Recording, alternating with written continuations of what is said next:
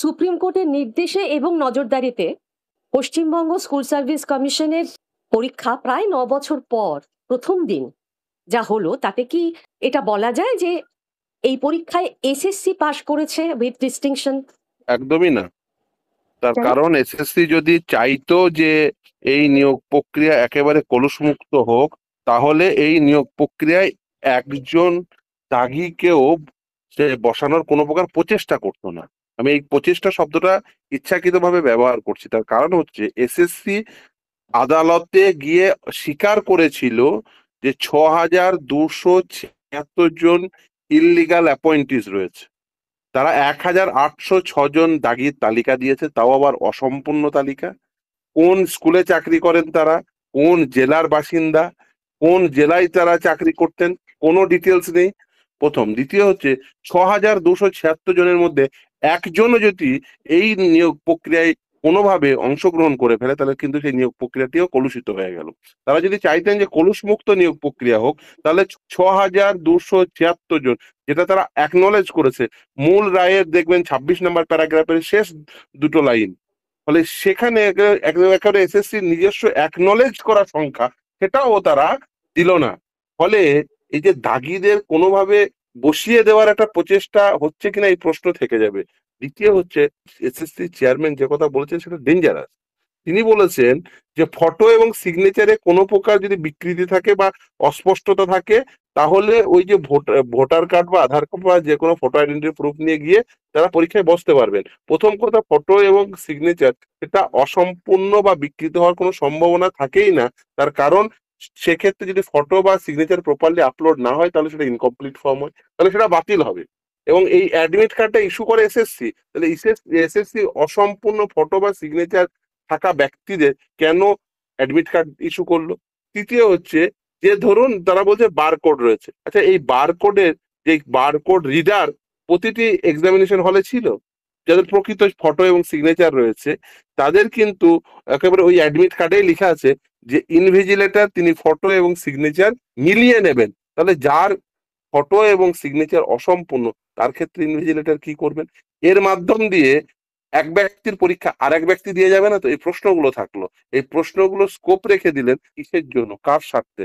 এই দাগিদের group C group D দাগিদের তালিকা দিলেন না। গ্রুপ সি দাগিদের তালিকায় রাজ্যের মাননীয় মুখ্যমন্ত্রীর এক আত্মীয়ের নাম আসতে গ্রুপ পারতো, মধ্যে যার আমি নাম্বার যাচ্ছি না। সাত আমি থেকে একেবারে আজকে পরীক্ষা, না, আজকে এসএসসির যে আপনি প্রথম দিনের পরীক্ষা, প্রয়োজন আছে না, এটা প্রয়োজন আছে। তার কারণ গ্রুপ সি গ্রুপ ডি যে দাগি, সে যদি না 9-10-এ বসে যায়, তাহলে তো নিয়োগ প্রক্রিয়া কলুষিত হবে। কারণ গ্রুপ সি গ্রুপ ডি দাগিও 9-10-এ বসতে পারবেন না। কোনো দাগি যদি 9-10-এ বসে যায়, তাহলে তার অ্যাডমিট কার্ড বাতিল হয়েছে।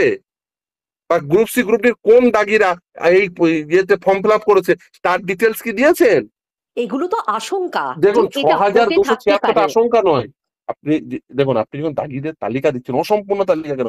6276টা এটা ঠিক, আশঙ্কা নয়, ঠিক। এটা আমি আমি আদালতে অ্যাডমিট করা সংখ্যা। ঠিক, 26 নম্বর প্যারাগ্রাফের শেষ দুটো লাইন, এটা আশঙ্কার বিষয় যতবার নয়। এই প্রসঙ্গ উঠেছে সুপ্রিম কোর্টে, বিচারপতি সঞ্জয় কুমার বারবার একটা কথাই বলেছেন, যে কথা দিয়েছেন এসএসসি কোনোভাবেই একজনও দাগি পরীক্ষায় বসতে পারবেন না। যদি বা ফাঁক গলে কেউ পরীক্ষায় বসেও যান, তাহলেও নিয়োগ পাবেন না, কারণ একজনও দাগিকে এই নিয়োগ দেওয়া যাবে না। সেক্ষেত্রে এবং সেক্ষেত্রে সেক্ষেত্রে বিরাট ভুল হয়ে যাবে। কেন? দেখুন, এখানে যেমন ইন্টারভিউ লিস্ট, মেরিট লিস্ট, এগুলো রেশিও মেনটেন করে তৈরি করতে হয়।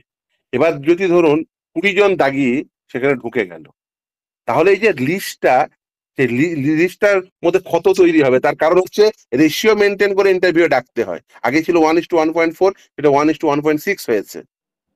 এবার এই তাহলে রেশিও মেনটেন হবে না। ধরুন আপনি ধরা পড়লো একেবারে শেষ স্টেজে, তাহলে রেশিও মেনটেন হবে না। তাহলে ওই যে ধরুন প্যানেল শুধুমাত্র ওই 20 জনকে বাতিল করলে হবে না, তখন আবার প্যানেলটাকে আবার রিকাস্ট করতে হবে। তার কারণ তখন রিজার্ভেশন পলিসি মেনটেন করতে হবে, রেশিও মেনটেন করতে হবে।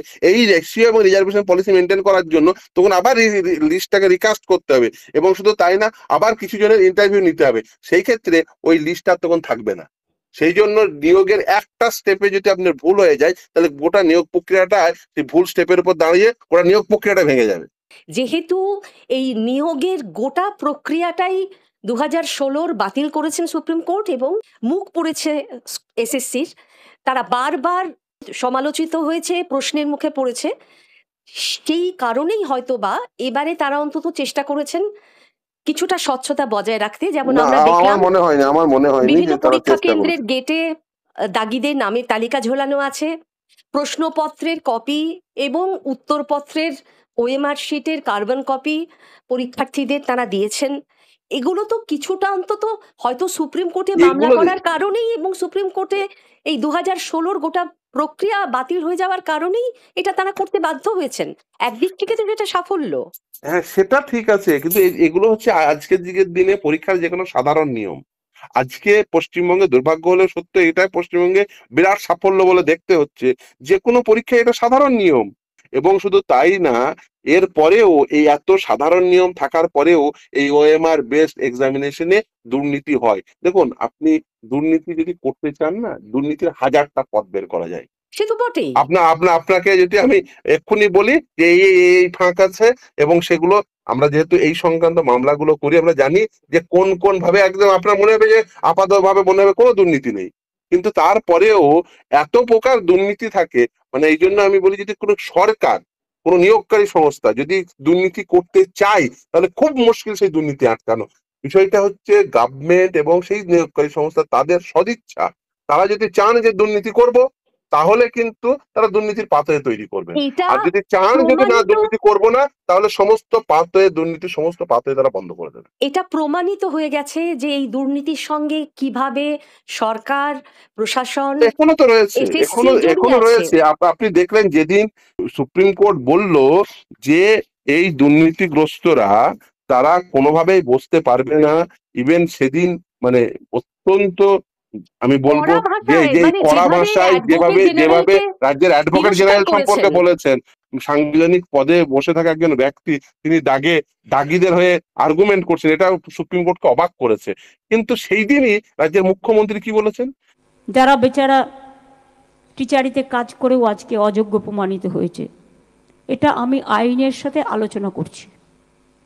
আইনত আলোচনা করে হয়তো টিচার তারা হতে পারবেন না কোর্টের নির্দেশ অনুযায়ী, কিন্তু তারা যাতে গ্রুপ সিতে পায় বা সেই রকম পর্যায়ে সেটা দিতে পারি কি না আমরা, সেটা আইন যা বলবে আইনের সাথে কনসাল্ট করে খুব শীঘ্রই আমরা এটা জানাবো। মানে তিনি চোরেদের কিভাবে চাকরি দেওয়া যায়, ত্যাগীদের কিভাবে চাকরি দেওয়া যায়, দেখুন, তার জন্য তিনি এখানে চিন্তিত। আমরা এখান থেকেই তো পরিষ্কার যে রাজ্যের মুখ্যমন্ত্রীর ইন্টেনশনটা কি। বক্তব্যে, মুখ্যমন্ত্রীর পদক্ষেপে আমরা কিন্তু এই ধারাবাহিকতা লক্ষ্য করেছি। তিনি কিন্তু এমন নয় যে একবার একরকম বলেছেন, পর মুহূর্তে আর এক রকম বলেছেন। তিনি সেই নেতাজি ইন্ডোরের সভা থেকেই বলে যাচ্ছেন যে ধারাবাহিক ভাবে কথাটা, তিনি দাগিদের পক্ষে, কারণ তিনি নিজে ধারাবাহিকভাবে দাগি। তিনি বলেছেন তিনি অযোগ্য নিজে যারা। দাগি। দেখুন, আমি বলতে, অঙ্কিতা অধিকারী কিভাবে চাকরি পেল, তাকে কে রেকমেন্ড করলো, এটা মুখ্যমন্ত্রীকে কাস্টডিতে নিয়ে ইন্টারোগেশন করলেই পরিষ্কার হয়ে যাবে। না, এই কিন্তু আপনি ইনসান এটা আলীর খুব চাকরি কে ভালো দিল? করে জানেন ফিরদৌস যে এটা হবে না। আপনি বলতে পারেন, আমরা বলতে পারি, আমরা চাইতে পারি, সেটা হওয়া অনেকেই উচিত। বলেছেন ঠিকই, কিন্তু আমরা একদম প্রথম দিনের যে পরীক্ষাটা হলো এসএসসির প্রায় 9 বছর পর, এত দুর্নীতি নিয়ে এত অভিযোগ, এত কিছু হবার পরেও কিন্তু 3,19,000-এর মতো ছেলে মেয়ে পরীক্ষা দিলেন, এবং তাদের মধ্যে গত বছর যারা দিয়েছিল, আপনার জ্ঞাতার্থে আনটেইন্টেড জানাই, গত তাদের বছর দিয়েছিল সংখ্যাটা 7 লক্ষ। কর্মসংস্থান না থাকার জন্য তারা বাধ্য হচ্ছেন এই ধরনের উত্তরপ্রদেশ পরীক্ষায় থেকে। অংশগ্রহণ করতে। প্রধানমন্ত্রীর নিজের সংসদীয় ক্ষেত্র বারাণসী থেকে পরীক্ষা দিতে এসছেন এখানে পশ্চিমবঙ্গে এসএসসি, যেটা দুর্নীতির একেবারে আখড়া বলে প্রমাণিত হয়ে গেছে প্রকাশ্যে। বারাণসী বা পশ্চিমবঙ্গ কোনো ভিন্ন না, বিষয় নয়। কেন? গোটা তার দেশে কারণ হচ্ছে কর্মসংস্থান চাকরি। নেই, ঠিকই। গোটা দেশে কর্মসংস্থান নেই, আর পশ্চিমবঙ্গে অবস্থা আরো খারাপ। তার কারণ পশ্চিমবঙ্গে যারা আছেন তারা যেটুকুই বা কর্মসংস্থান সরকারি ক্ষেত্রে রয়েছে, সেখানে দুর্নীতি করব এই ধান্দায় বসে আছে। প্রথম দিনের পরীক্ষা নিয়ে কিন্তু কারোর কোনো এখনো পর্যন্ত অভিযোগ নেই। যেটা আপনি বলছেন যে অনেকেই যাদের ছবি অস্পষ্ট, সই মেলেনি ইত্যাদি ইত্যাদি, সেগুলো সেটা আপনি নিয়েও বুঝবেন কোনো। কি করে? সেটা সেটা তো এসএসসি চেয়ারম্যানের কোন ব্যক্তির ছবি অস্পষ্ট, যে তার জায়গায় অন্য কেউ পরীক্ষা দিয়ে গেল কেন, সেটা আপনাকে বুঝতে দিলে তো তাহলে তাহলে তো সেটা তো মামলা হবে। না, এর জায়গায় বিয়ে পরীক্ষা দিয়ে গেল, কার সাথে কে ঠিকই, এই যোগসাজশ করে, আপনি সন্দেহ কি আর হওয়া জানেন? স্বাভাবিক। এসএসসির ওপর ভরসা সত্যি কথা বলতে কি কতজনের আছে বলা খুব কঠিন। সুপ্রিম কোর্ট কিন্তু অন্য কোনো সংস্থাকে এই পরীক্ষা নেবার দায়িত্ব দেননি। না দেখুন, দায়িত্ব কাকে দেবে? আপনি যে দায়িত্ব দিলে তো রাজ্যেরই একটা সংস্থাকে ঠিকই দিতে হবে। ঠিকই রাজ্য চাইলে যে কাউকে দিয়ে নিয়োগ করতে পারতো, এবার রাজ্য চাইলে এসএসসি কে ভেঙেও দিতে পারে কাউকে। যে সরকারের দুর্নীতির জন্য চাকরি গেছে এতগুলো মানুষের, কিন্তু তার জবাব নেই মুখ্যমন্ত্রীর কাছে। তিনি বরং বলেছেন যে 30 নম্বর নিয়ে কিন্তু পরীক্ষায় বসছেন এই যারা আনটেইন্টেড। যারা চাকরি করত, যাদের আনটেন্টেড, তাই তো ব্রত, তাদের জন্য অলরেডি আমরা প্রসেস শুরু করে দিয়েছি এবং তাদের বয়স কনসিডার করা হয়েছে, যেহেতু তারা 10 বছর 12 বছর কেউ চাকরি করেছে, তাদের 10% এক্সট্রা এক্সপিরিয়েন্সের জন্য রাখা হয়েছে। প্রায় 30% রাখা হয়েছে, যেটা তারা সুযোগটা পেতে পারে পরীক্ষা দিয়ে। 10 30 নম্বর নিয়ে কি করে পূর্ব বসবেন? অভিজ্ঞতা আমরা জানি, বাকি 20 নম্বর তার মানে হচ্ছে যে লেকচার ডেমনস্ট্রেশন এবং ইন্টারভিউ ধরে তার নিতে মানে হবে। আগে থেকে ঠিক করে রেখেছেন ওদেরকে 20-তে 20 দেবেন? এটা তো তাহলে তো সেটা আর একটা মুখ্যমন্ত্রী ঘোষণা দুর্নীতি। করলেন যে আমরা এই সুবিধাটা তাদের দিচ্ছি। পরবর্তীতে লিস্ট বেরোবে যখন, তখন আমরা নিশ্চয়ই অ্যানালিসিস করে দেখবো যে সত্যি সত্যি এটা যদি করা হয় সেটা তো আর একটা দুর্নীতি। সেগুলো নিশ্চিতভাবেই আমরা দেখবো। আমরা সেই সেই সমস্ত ব্যবস্থা অন্তত নিশ্চিতভাবে করবো। প্রশ্ন ফাঁস বা প্রশ্ন বিক্রির যে অভিযোগগুলো উঠছিল সেগুলো যে হয়নি এটা তো মানবেন। সেটা কি করে বুঝবো?